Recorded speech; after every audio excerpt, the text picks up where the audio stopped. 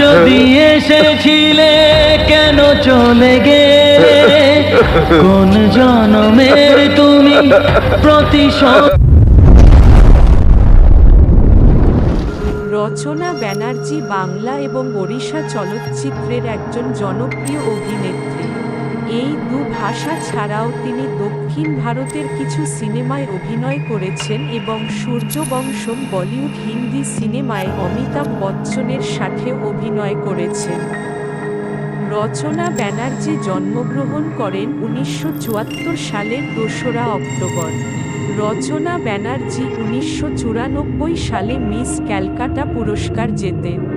তিনি অভিনয় শুরু করার আগে অনেক সুন্দরী প্রতিযোগিতা জেতেন। তিনি পিতা মাতার একমাত্র সন্তান। তার আসল নাম ঝুমঝুম ব্যানার্জি।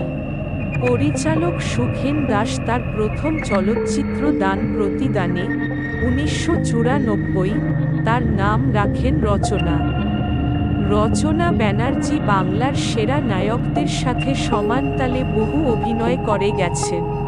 বাংলার সুপারস্টার প্রসেনজিৎ চট্টোপাধ্যায়ের সাথে তিনি মোট 35টি সিনেমাতে অভিনয় করেন। এছাড়া তাপস পাল এবং চিরঞ্জিত চক্রবর্তীর সাথে জুটি বেঁধেও তিনি বহু সিনেমায় অভিনয় করেছেন। তিনি মূলত বাণিজ্যিক ঘরানার সিনেমাতেই বেশি অভিনয় করেছেন। তিনি বেশ কিছু ওড়িশা ছবিতে অভিনয় করেন সিদ্ধার্থ মহাপাত্র এর সঙ্গে। এছাড়া তিনি অমিতাভ বচ্চনের সাথে হিন্দি ছবিতে অভিনয় করেন। এছাড়া তিনি উপেন্দ্র ও চিরঞ্জীবের সাথে দক্ষিণ ভারতের ছবিতে অভিনয় করেন।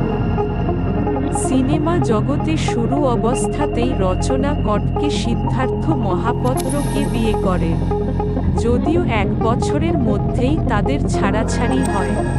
এর কিছু পরেই তিনি প্রবাল বসুকে বিয়ে করেন। রচনা ও প্রবাল বসুর সন্তান হল প্রনীল বসু।